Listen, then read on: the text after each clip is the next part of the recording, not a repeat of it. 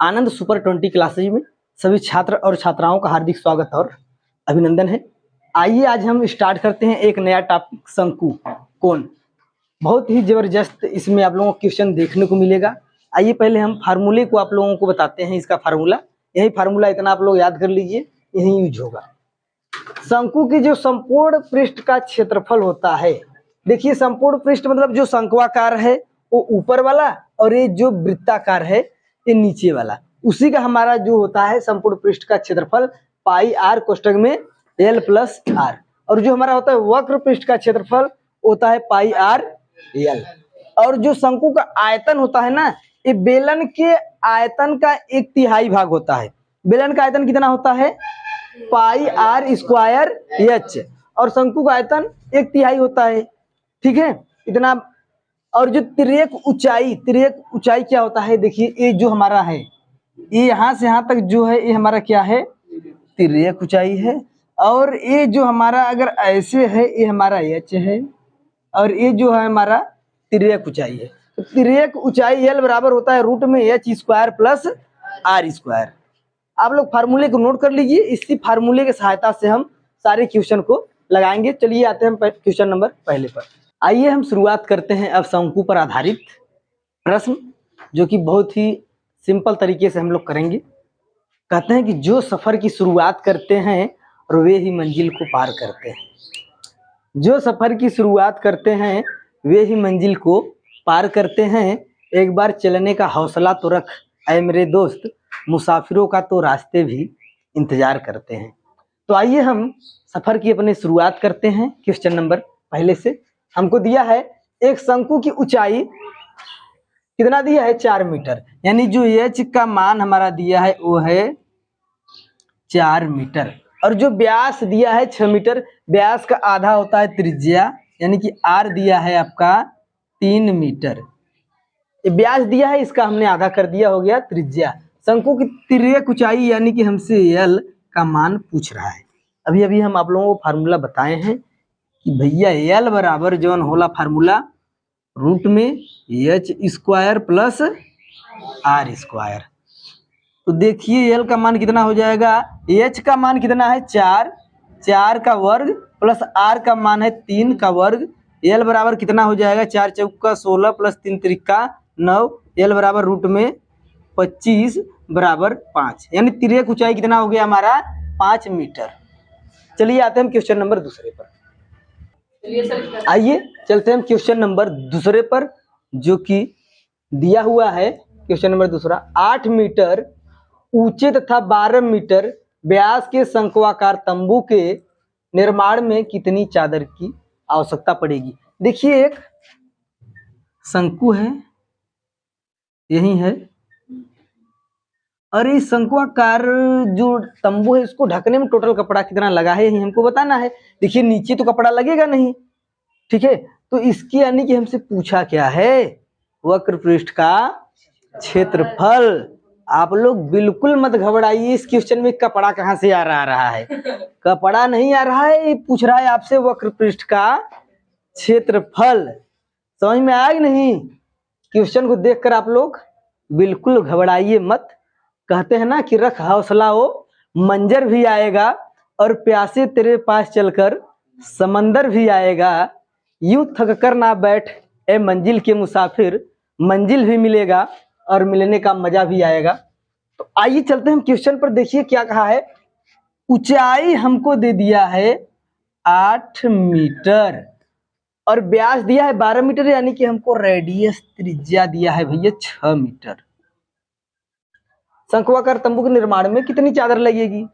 तो हमको वक्र पृष्ठ का क्षेत्रफल निकालने के लिए पाई आर एल की भी आवश्यकता पड़ेगी। तो एल हमको यहाँ पर पता नहीं है, तो एल बराबर जो हमारा फार्मूला होता है रूट में H square plus R square. तो एच का मान है 8, ये हो जाएगा 64, और ये हो जाएगा 6 का स्क्वायर 36। इसको रूट से बाहर निकालेंगे 100 हो जाएगा, 10 हो जाएगा, ठीक है। और यानी कि वक्र पृष्ठ का क्षेत्रफल हम निकाल दे, कितनी कपड़ा लगेगी पता चल जाएगा ना। वक्र पृष्ठ का क्षेत्रफल का फार्मूला बताओ भाई, कितना होता है? गुड, पाई आर एल। पाई का मान अगर रखना है तो रख दो, और नहीं मन है तो मत रखो। आर का मान दिया है 6 और एल का मान दिया है 10। ठीक है, तो 6 दहा में 60 पाई आ जाएगा। जो टोटल आपकी चादर लगेगी, कपड़ा लगेगी, 60 पाई। पाई का मान रख दोगे तो 22/7 कैलकुलेशन करके यहाँ से निकाल भी सकते हो। तो आइए हम चलते हैं क्वेश्चन नंबर तीसरे पर। अब आइए देखते हैं क्वेश्चन नंबर तीसरा, जो कि दिया है 7 सेमी त्रिज्या और 12 सेमी ऊंचाई वाले शंकु का आयतन कितना होगा। देखिए यार, गणित जो होता है एकदम सिंपल होता है, और कुछ लोग इसको देख कर एकदम बिल्कुल घबरा जाते हैं, यार गणित, यार हमको नहीं पढ़ना है, गणित नहीं लेना है। यार आप प्रैक्टिस करिए, गणित बहुत ही मजेदार और इंटरेस्टिंग सब्जेक्ट है।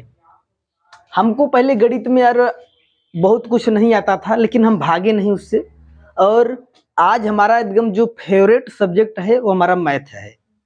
चाहे यूपी टेट हो और चाहे सी टेट हो, उसमें अगर सबसे अच्छा हमारा नंबर आता है तो गणित में ही सबसे अच्छा नंबर आता है। क्योंकि अगर आप प्रैक्टिस करते हैं तो बहुत ही इंटरेस्टिंग और मजेदार सब्जेक्ट है गणित।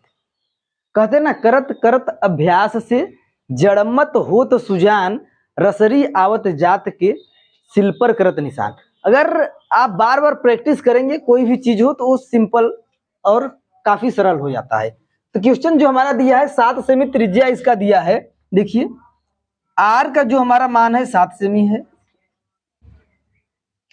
और जो ऊंचाई हमारा दिया है कितना है, 12 सेमी है।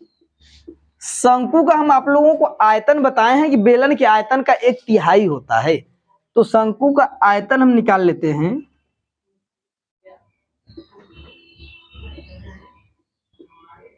शंकु का आयतन 1/3 पाई आर स्क्वायर एच। 1/3 पाई में ही इसका मान हम निकाल लेते हैं, या फिर आर 7 दिया है तो यहाँ से कट जाएगा, हम ले लेते हैं 22/7, और आर स्क्वायर है तो यह 7 का हम 2 बार गुणा, और एच का मान दिया है हमारा 12। 1 7 से 1 7 हमारा कट गया, और 3 एकम 3 चौका हो गया 12, और 22 गुणे 7 चौक 28। गुणा करके बताइए कितना आया है आंसर। 616 सेमी स्क्वायर भैया। सेमी क्यूब हो जाएगा क्योंकि यह आयतन है ना, तो सेमी क्यूब हो जाएगा। अगर यही वक्र पृष्ठ का क्षेत्रफल या फिर संपूर्ण पृष्ठ का क्षेत्रफल रहता तो हम सेमी स्क्वायर करते। आइए हम चलते हैं क्वेश्चन नंबर चौथे पर।